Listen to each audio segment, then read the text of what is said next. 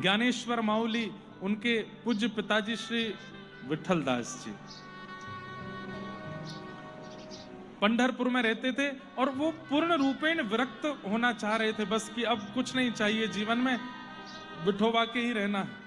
अब देखो इस स्थिति को क्या बोलते हैं, हमें कुछ नहीं चाहिए लेकिन विठल देंगे तो अस्वीकार नहीं है, विठल देंगे तो स्वीकार है। हम अपनी तरफ से कोई इच्छा प्रकट नहीं कर रहे हैं, विठोबा देना चाह रहे हैं तो वो देंगे तो प्रसाद ही होगा। वो नहीं चाहते थे कि उनकी घर गृहस्थी बढ़े, बिल्कुल विरक्त होकर के रह रहे थे। तब माता पिता की आज्ञा हुई कि नहीं विवाह करो, और तब रुक्मणी बाई जी के साथ उनका विवाह हुआ। बहुत सुंदर चरित्र है उन श्री ज्ञानेश्वर माऊली के पिताजी का। बंधुओं देखो एक बात मेरी बहुत ध्यान से सुनिएगा, वैष्णव भक्त बालक माता पिता नहीं बनाते हैं, माता पिता का आचरण यदि शुद्ध होता है तो आकाश से ठाकुर जी ही वैष्णव बालक को भेजते हैं। इसलिए जितने भी युवा यहां बैठे हैं जिनका अभी अभी ब्याह हुआ है या होने वाला है, अपना आचरण इतना शुद्ध रखिएगा दोनों जन कि किसी भक्त को ही आपके यहां आना पड़े। आप चाह करके उसको भक्त नहीं बना सकते, नहीं तो हर घर में दादी दादा नानी नाना माता पिता अपने बच्चों को हनुमान चालीसा रटाते हैं, गायत्री मंत्र रटाते हैं, श्लोक रटाते हैं। 16 साल का वही बालक बड़ा होकर के कथाओं का निंदा करने लगता है, भगवान का मजाक उड़ाने लगता है, ठाकुर जी के ऊपर उल्टी सीधी बातें बोलने लगता है। क्यों? आप भक्त का निर्माण नहीं कर सकते। आप बालक को संस्कारी बना सकते हो, विद्वान बना सकते हो, पढ़ा लिखा बना सकते हो, सुंदर बना सकते हो, पर भक्त तो ठाकुर जी बना के भेजते हैं उसको। इसलिए माता पिता का आचरण ऐसा हो। आकाश मार्ग में अनेक दिव्य आत्माएं घूम रही हैं भारत के, कि कोई ऐसे माता पिता हमको मिलें जिनके यहां हम जन्म लेकर के जाएं और भक्ति का प्रचार करें। सब लोग ध्यान से देखिए, इधर देखिए, सुनिए कथा। तो विठल दास जी, उनका विवाह रुक्मणी बाई जी के साथ में हुआ। आप दोनों एक भवन में रहते थे और बड़ा अकिंचन निष्किंचन जीवन जी रहे थे, मतलब ब्याह के बाद भी ब्रह्मचारी ही थे। एक दिन जिस भवन में आप रहते थे वहां पर एक नाग नागिन का जोड़ा निकल के आया, और उस नाग नागिन को देख करके श्री विठल दास जी ने प्रणाम किया।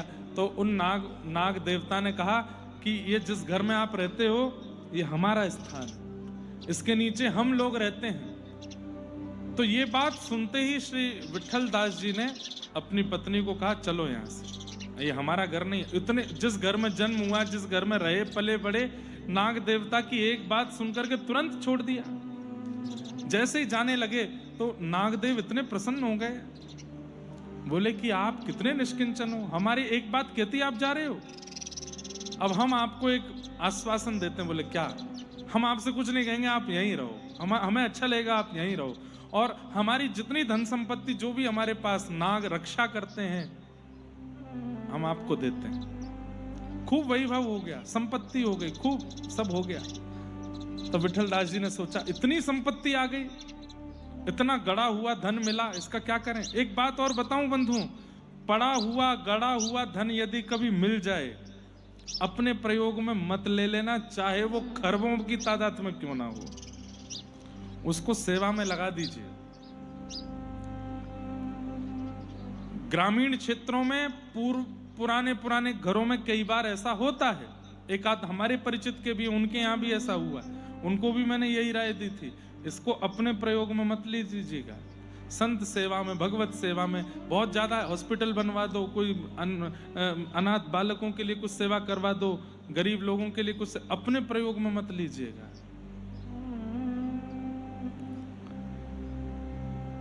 वही किया ज्ञानेश्वर माऊली के पूज्य पिताजी, जिन्होंने महाराष्ट्र से भक्ति की ऐसी अलख जगाई। उनके माता पिता कैसे, ये सुनिए।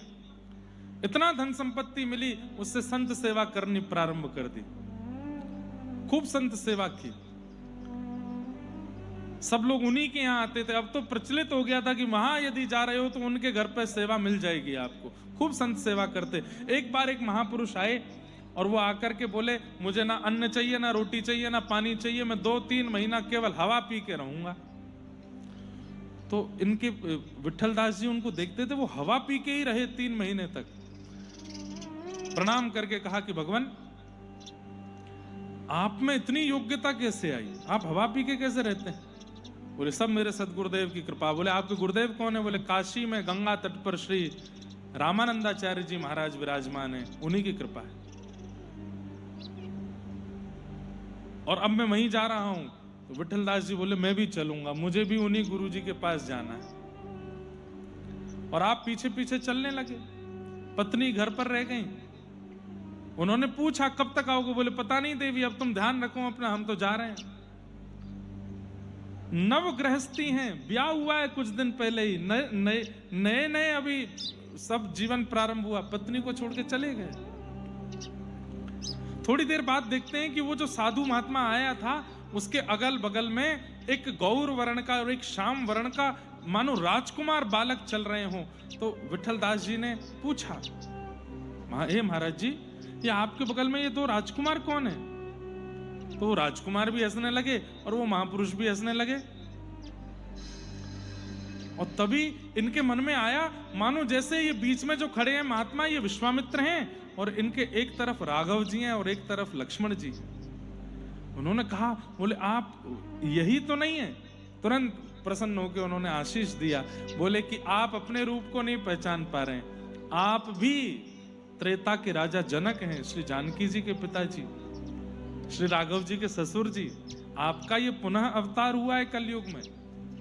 ये दर्शन करके तो आप तुरंत मूर्छित होकर के वहां गिर पड़े और वो संत और दोनों राजकुमार राम और लक्ष्मण अंतर ध्यान हो गए। आपको जब होश आया तो आप दौड़ करके काशी गए। काशी में जाकर के रामानंदाचार्य जी के चरणों में प्रणाम किया और कहा कि मुझे सन्यास दीक्षा दो। सन्यास दीक्षा का एक नियम है, अगर ब्याह नहीं हुआ है तो माँ और पिता की आज्ञा होनी चाहिए तो ही सन्यास दीक्षा मिलती है, और विवाह यदि हो गया है तो पत्नी की आज्ञा होनी चाहिए। पत्नी अगर कह दे कि आप सन्यास ले लीजिए तो सन्यास हो सकता है। कितने भी गुरु दीक्षा दे दें, कितने भी आप विरक्त हो जाओ, पत्नी ने अगर मना कर दिया कि सन्यास दीक्षा नहीं लेनी है तो आप सन्यासी हो ही नहीं सकते। इन्होंने जाकर के रामानंदाचार्य जी से कह दिया कि मुझे सन्यास दीक्षा दो। ना रामानंदाचार्य जी ने पूछा, ना इन्होंने बताया कि इनका ब्याह हो चुका है, उन्होंने इनको दीक्षा दे दी।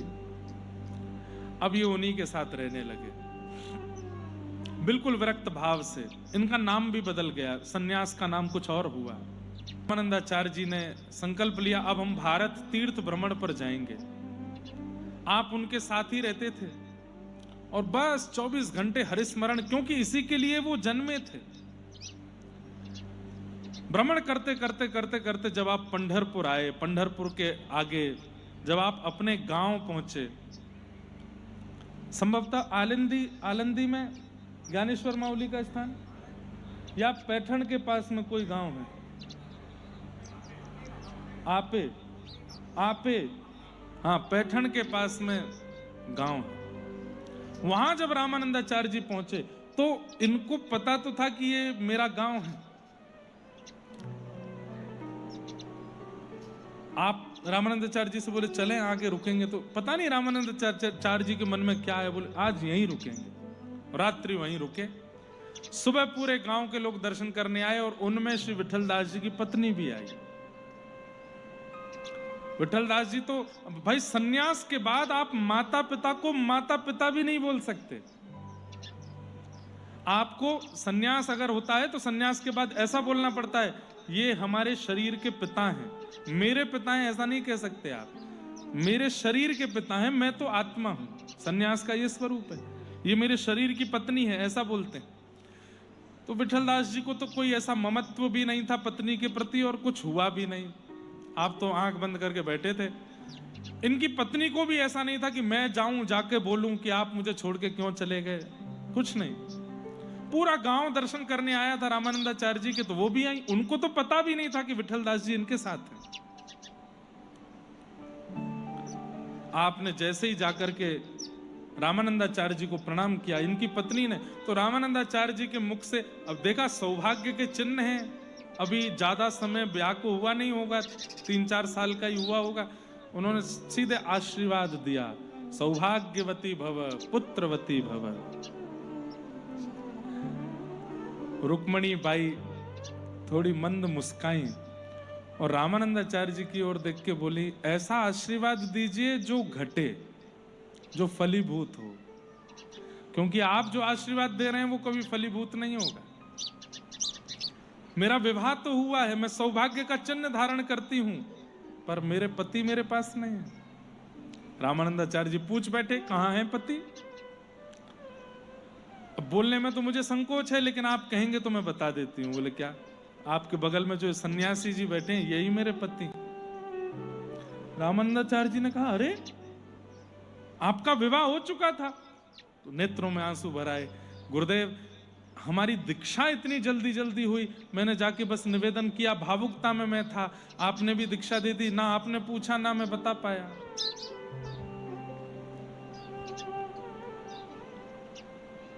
ये तो गलत है। पत्नी की बिना आज्ञा की दीक्षा कैसे? सन्यास की, वो भी। वैसे तो नियम नहीं है कि सन्यास से दोबारा गृहस्थ में जा सके, लेकिन हम रामानंदाचार्य हैं, इतनी क्षमता तो ठाकुर जी ने हमको दी है, हमारा आशीर्वाद फलेगा और आप वापस गृहस्थ में प्रवेश करो। तो आप रोने लगे, नाथ मुझे संसार के विषादों में नहीं फंसना है, मैं फंसता चला जाऊंगा। बोले कि यदि गृहस्थ में जाके संतान भगवत भक्त हुई तो, यदि गृहस्थ में जाकर के भगवान के भगवत भक्त और पूरे पूरे भारत का, पूरे विश्व का भक्ति रूप में काया पलट करने वाली संतान यदि तुम्हारे यहां हुई तो भी नहीं जाओगे? मेरा आशीर्वाद है, आपके घर एक दिव्य बालक का जन्म होगा। ऐसे भक्ति का प्रचार करने वाले बालक होंगे जिनका आश्रय लेकर के अनेक भक्त हो जाएंगे। और तब सन्यास के बाद वे पुनः गृहस्थ में गए और 4 संतान जो कही थी, श्री निवृत्तिनाथ जी, श्री ज्ञानदेव जी मतलब ज्ञानेश्वर जी, श्री सोपान जी और श्री मुक्ताबाई, ये 4 संतानों का उनके यहाँ जन्म हुआ, जिन्होंने महाराष्ट्र का स्वरूप पूरे ब्रह्मांड में इतना पवित्र कर दिया।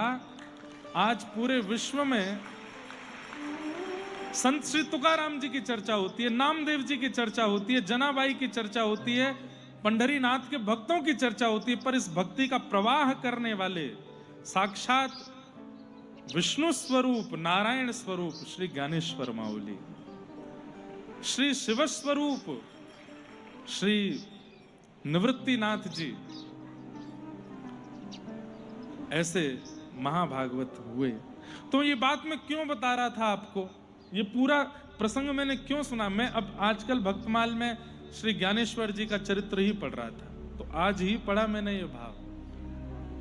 और भक्तों के भी जो जो चरित्र हैं वो जो महाराष्ट्र के रोज पढ़ता हूं, तो अभी आज इन्हीं का पढ़ रहा था, इसलिए अचानक भाव आया। और फिर ये बताना भी चाहता हूं आज के युवा माता पिताओं को कि आप अपना जीवन संयमित कर लीजिए, अपना जीवन इतना पवित्र कर लीजिए कि किसी दिव्य आत्मा को आपके यहां जन्म लेने के लिए आना पड़े।